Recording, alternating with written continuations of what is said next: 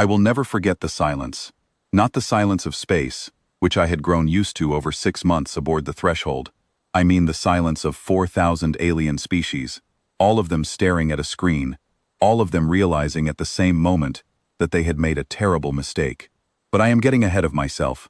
Let me start from the beginning. My name is Riva Marin. I am a captain in Earth's United Defense Corps. Though on the day this story begins, my title was ambassador. I did not ask for the job. I was told that Earth needed someone who could keep a straight face while being insulted by creatures 10 times her size, and apparently, my service record suggested I was that person. So they gave me a diplomatic uniform, a small crew of 7, and a briefcase chained to my wrist that I was not allowed to open. Our ship, the Threshold, was the first human vessel to travel to Aethys Prime, the capital of the Galactic Conclave. The Conclave is the governing body of over 4,000 spacefaring species. They have existed for longer than human civilization, longer than most stars in our corner of the galaxy.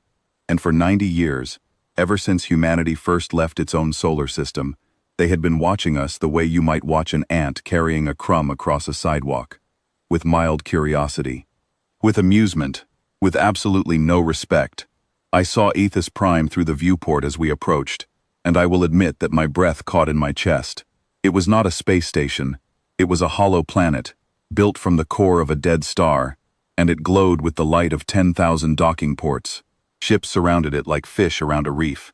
Massive ships, beautiful ships, ships that made our Threshold look like a paper boat floating next to aircraft carriers. The open communication channels were not kind. My translator earpiece picked up dozens of alien broadcasts as we docked. I heard us called soft shells, carbon bags, prey-class mammals from a mid-range star. One broadcast, which I later learned came from the Dreythari delegation, simply said, "They actually came." I kept my face still. I had practiced that. We were there to petition for membership in the Conclave. Provisional membership, the lowest tier, which would give humanity access to shared trade routes and protection agreements. Every species that had ever contacted Earth told us the same thing. You are the weakest known sentient species to achieve spaceflight. No natural armor, no psychic abilities, no bioelectric defense systems, no redundant organs. Short lifespans, low physical strength. Bottom 3% on every biological index the Conclave used. For 40 years, Earth heard that message and said nothing.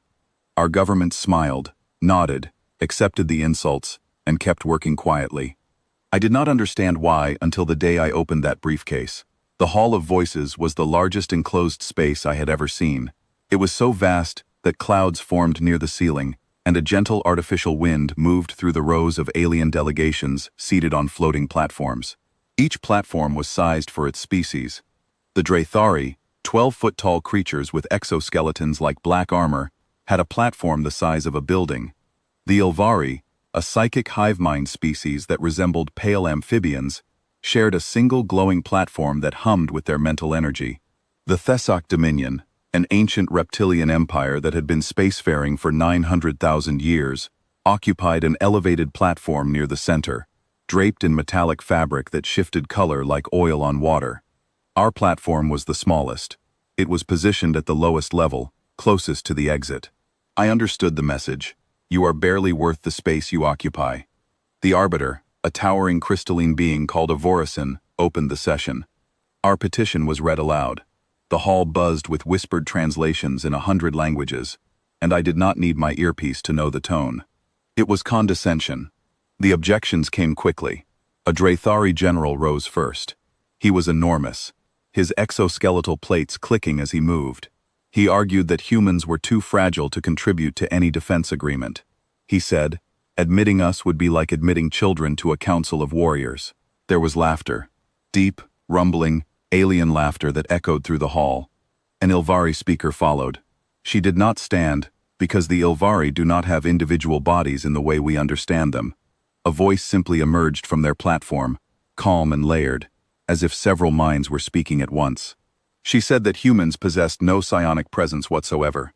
She called us cognitively limited. She said our brains were impressive for a prey species, but that was not a compliment. Then the Thesic ambassador rose. He was old, even by Thesic standards, with scales the color of iron and eyes like polished black glass. He spoke slowly, as if explaining something to a child. He said humanity was what the conclave classified as a flicker species.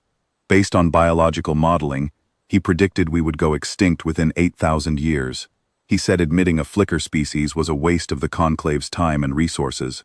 When it was my turn to speak, I stood up on our tiny platform and looked out at 4,000 species who thought I was nothing. I kept it short. I told them about Earth. I told them about the ice ages that buried our continents, the asteroid that erased the largest creatures on our planet, the diseases that swept through our populations and took millions, the earthquakes, the floods, the droughts. I told them that our world had tried to end us over and over again, and we were still here. I said, "We are not strong. We have never been strong. We survived anyway." The hall was unimpressed. The Thessic ambassador replied without standing. He said, "Survival is not strength. Bacteria survive." More laughter. The vote was called. Membership denied, 4,188 against, 12 in favor. I did not know who the 12 were, and it did not matter. I stood on that platform and felt the weight of the briefcase on my wrist. My handler's voice crackled through my earpiece, so quiet that only I could hear it. "Captain, open it." I placed the briefcase on the podium. Biometric scan, retinal lock, DNA confirmation, 3 locks for 1 case. It clicked open. Inside was a single data crystal, no larger than my thumb, and a handwritten note from Earth's Secretary General. The note said 5 words: "Show them what we are." I slotted the crystal into the conclave's universal broadcast system. Every screen in the Hall of Voices activated. Every holographic display. Every neural feed. 4,000 species suddenly had the same image in front of their eyes. It was not a weapon. It was not a fleet of warships. It was not a threat. It was data. Pure, simple, undeniable data. The crystal contained the complete, unredacted record of human scientific progress, measured against the galactic average. The numbers told a story that no speech ever could. Humanity went from horse-drawn carts to splitting the atom in 150 years. We went from our first powered flight to walking on the surface of our moon in 66 years. We discovered the structure of DNA and learned to edit the genes of living organisms within 50 years. We invented the first computer and built artificial general intelligence in 80 years. We launched our first rocket and achieved interstellar travel in 90 years. Then the crystal displayed the galactic average. The average time for a spacefaring species to go from atmospheric flight to interstellar capability is 12,000 years. Humanity did it in under a century. The hall went quiet. Not the polite quiet of attention, but the deep, hollow quiet of something breaking inside 4,000 minds at once. I watched the numbers settle over them. I watched the Drethari general stare at the screen with his massive jaw hanging open. I watched the Ilvari platform go dark as their collective mind processed what it was seeing. I watched the Thessic ambassador lean forward in his seat, his iron-colored scales suddenly pale. I spoke into the silence. "Every species in this hall had advantages," I said. "Natural armor, telepathy, lifespans measured in thousands of years. You evolved slowly, because you could afford to. You were comfortable. You were safe." I paused. "We had nothing. No claws. No venom, no psychic shields. We had a planet that tried to destroy us every century, so we did the only thing we could. We learned, we adapted, we invented, and we did it faster than any species in the recorded history of this galaxy, because we had no other choice." The data crystal projected forward models, trend lines, projections based on humanity's current rate of advancement.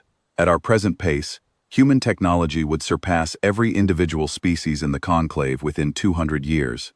Within 500 years, it would surpass the conclave's combined technological index. Within 1,000 years, the projection broke. The system could not calculate what humanity would become. The graph simply went off the edge of the display and kept climbing into empty space. The Thessic ambassador was the first to speak, the one who had called us a flicker species. His voice was different now. The condescension was gone. In its place was something I had never expected to hear from a creature that had existed for 900,000 years. He said, "How long have you known this?" I answered him honestly. 40 years. Since the day your people first told us we were weak. We ran the numbers that same night." The silence returned, heavier than before. I continued. I told them why Earth had kept this secret. 40 years ago, When we first made contact with the conclave, our scientists understood the truth immediately. They saw how slowly the galaxy innovated.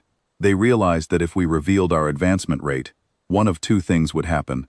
Either the conclave would try to destroy us out of fear, or they would try to use us, turning Earth into a research factory for the galaxy's benefit.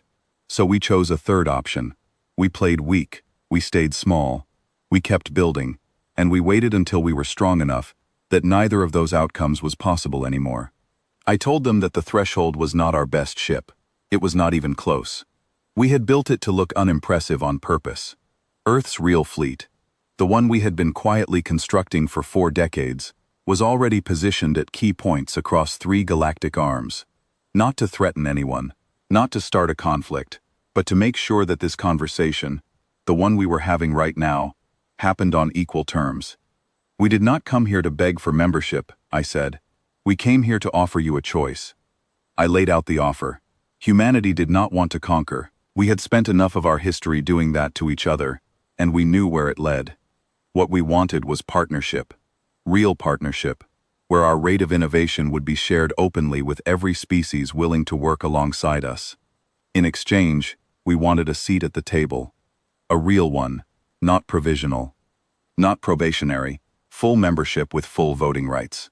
You have built a galaxy where the strong dominate and the weak serve, I said. We are offering you something you have never had, a species that gets stronger every single day and wants to bring you with us.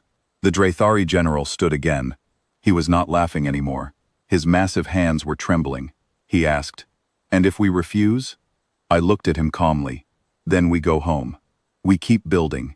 And in 1,000 years, this conclave will not be the ones making that choice." The arbiter called for a recess. The hall erupted into frantic deliberation. I could hear thousands of alien languages overlapping, rising and falling like waves. I sat down on our small platform and realized my hands were shaking. I was not a diplomat. I was a soldier who had just pointed the most dangerous weapon in the universe at 4,000 civilizations. The weapon was a graph. A simple, undeniable, terrifying graph. When the vote was called again, the result was different. Membership approved. 4,133 in favor, 67 against.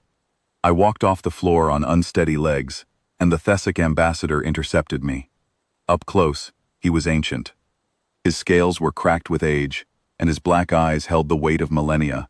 He looked down at me, this small, soft, short-lived creature from a dangerous little world, and he said something I will carry with me for the rest of my life. We have existed for 900,000 years. In all that time, we never once felt fear. Thank you for teaching us. I nodded. I did not trust myself to speak. As I walked back to the threshold, I thought about what he had said. He was right that they had never felt fear, and that was exactly the problem. Fear is what drives you to grow. Fear is what makes you clever when you are not strong, fast when you are not big, relentless when the universe gives you every reason to quit. They called us weak. They were not wrong. We were weak. We just never let that stop us. The galaxy finally knows what Earth has always known.